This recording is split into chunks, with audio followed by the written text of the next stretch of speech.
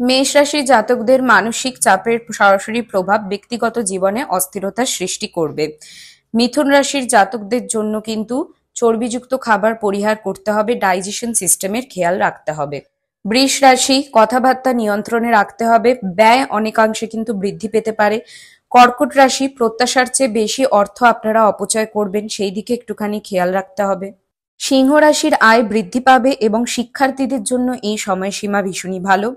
কন্যা রাশি, office politics থেকে মুক্ত পাবেন এবং যাদের সঙ্গে খারাপ সম্পর্ক হয়ে উঠেছিল সেই জায়গায় ভালো সম্পর্ক সৃষ্টি হবে।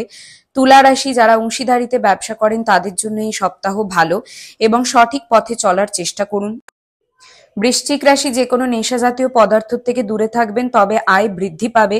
ধনু রাশির জাতকদের জন্য নতুন জব অপরচুনিটিস আসবে, নিরাপদ অর্থনৈতিক প্রকল্পে আপনারা বিনিয়োগ করতে পারেন। মকর রাশির দুর্বল আর্থিক অবস্থা অনেকটা ট্র্যাকে ফিরে আসবে, তবে অনেক দিক থেকে আপনারা হতাশায় পড়তে পারেন, স্বাস্থ্যের অবনতি হতে পারে। কুম্ভ রাশি, নিজেদের পেশেন্স বজায় রাখার চেষ্টা করবেন।